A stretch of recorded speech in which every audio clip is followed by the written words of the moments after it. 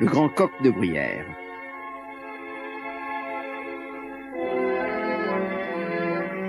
C'est un oiseau magnifique, difficile à approcher, sauf, relativement, au moment des parades où il est tout entier à son excitation. Existe-t-il des points de rencontre et un langage secret entre isard et coq?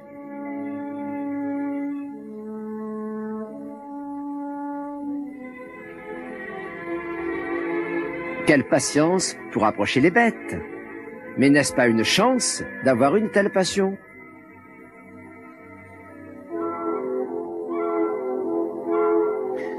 L'isard est plus à l'aise dans les pentes dénudées qu'en forêt, un peu plus léger, un peu plus petit que le chamois. Il est très bien adapté au paysage sauvage des Pyrénées. Et voici maintenant l'oiseau le plus rare, le gypaète barbu, 2,50 m, en quelques cas jusqu'à 3 mètres d'envergure. Oiseau d'une élégance raffinée, magnifique voilier, disparu des Alpes. 8 couples dans les Pyrénées.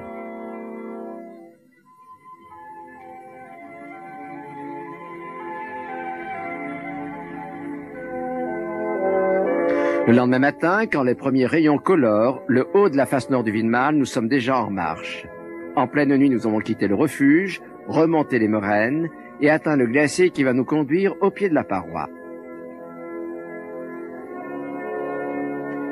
Le haut du Vinmal est au soleil, mais ici, quand nous franchissons la rimée entre le glacier et le rocher 800 mètres plus bas, il fait encore 0 degré, peut-être même moins. Le rocher, c'est un calcaire lisse et froid comme du marbre.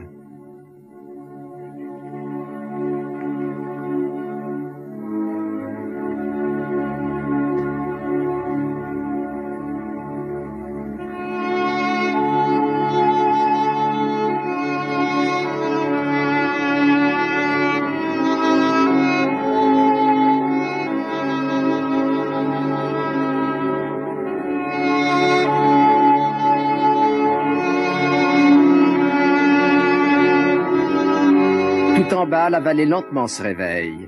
Le soleil atteint le glacier, mais n'arrivera jamais au pied de la paroi.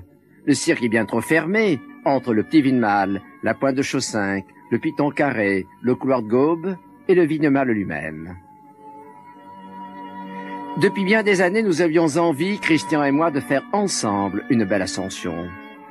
Non dans la seule idée de l'ascension elle-même, mais d'abord afin de nous retrouver, d'être ensemble dans la grande nature sauvage qu'avec des métiers différents, nous aimons et respectons de la même façon. Peut-être aussi parce qu'il y a une satisfaction à éprouver une conscience commune à travers des générations différentes.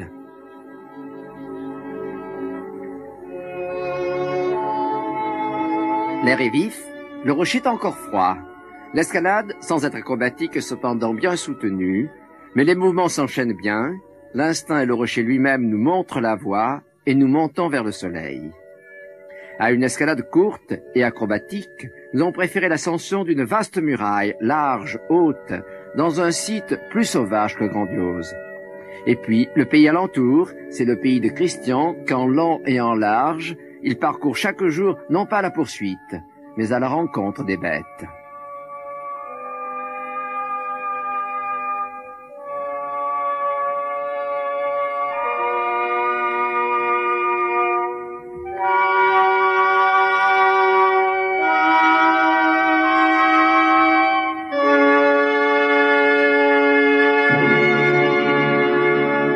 Tout naturellement, le rythme de l'escalade s'est établi, avec l'alternance pour chacun de nous deux des moments d'escalade et des moments où, au relais, on assure le compagnon.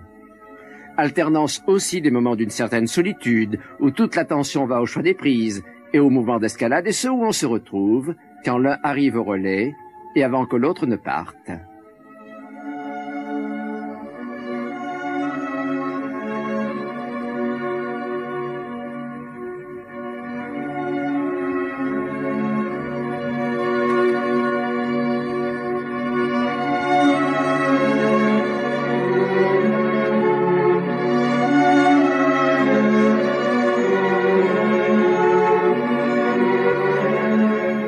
La première caractéristique de cette face nord du Vinmal, c'est sa vasteté. Elle est très haute, tout autant très large et sans échappatoire à droite ou à gauche. Dans cette phase tordue de mal, on a un peu l'impression d'être perdu, noyé, dans une immense masse de pierres redressée presque à la verticale. L'escalade est très intéressante, et pourtant, le premier plaisir ne vient pas de l'escalade. Perdu précisément, cloné un peu dans cette si vaste muraille, le premier plaisir, c'est de deviner, de trouver l'itinéraire, et ce n'est pas là un plaisir inférieur à celui de grimper, peut-être même au contraire. À une époque où tout est de plus en plus organisé, programmé, présélectionné, il n'est pas désagréable du tout de se trouver dans un lieu où l'on est encore à comprendre la nature du terrain, à deviner un cheminement. On est de plus en plus privé du plaisir d'avoir à deviner. Le vrai luxe bientôt sera de pouvoir se perdre.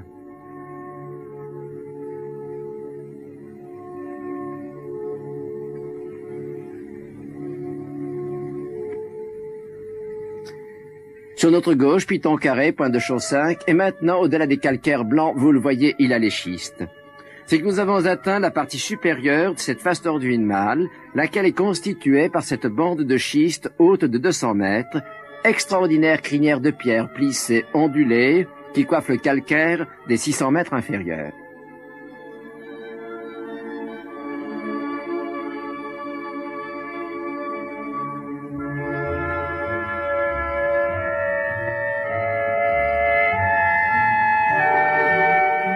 Nous avons bien gagné de l'altitude et maintenant, par-delà la crête, Chaussinck, Piton Carré, on peut voir au fond le mont Perdu, cher à Ramon de Carbonnières, le pionnier des Pyrénées.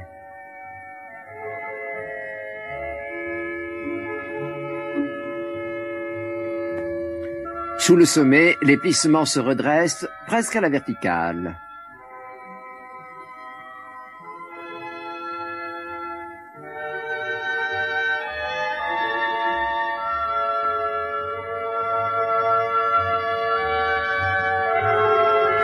Maintenant, nous avons rejoint la crête faîtière, et c'est dans la paix du soir que nous allons atteindre le sommet du Vinmal, magnifique montagne, au cœur de cette chaîne des Pyrénées si belle, et d'abord si sauvage.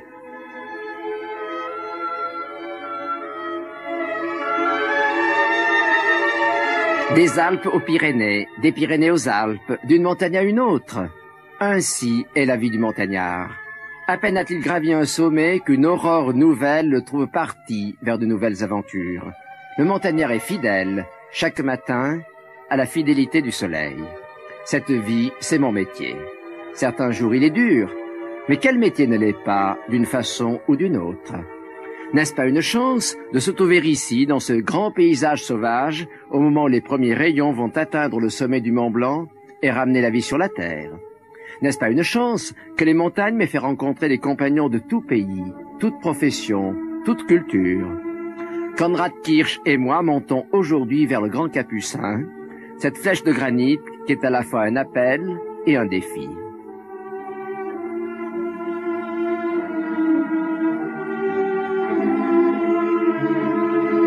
Konrad est allemand, il est juriste. Il aime aussi grimper, faire des expéditions, descendre des rivières, camper, bivouaquer. Il habite Wessling, petit village non loin de Munich, au bord du lac, en Bavière, pays riche en beaux paysages et en grimpeurs ardents et passionnés. Nous avons hésité entre plusieurs projets avant de choisir le Grand Capucin. Choisir une course, y rêver alors qu'on en est loin, c'est déjà être en train de grimper.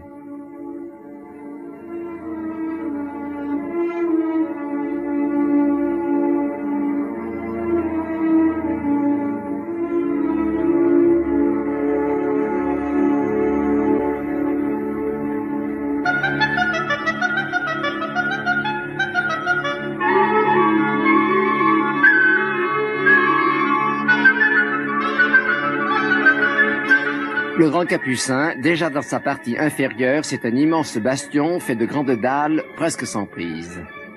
Dès les premières longueurs de corde, l'escalade est très difficile, le rocher est compact, et de plus, bien souvent, au-dessus, il est barré par des lignes de surplomb qui semblent pendre du sommet.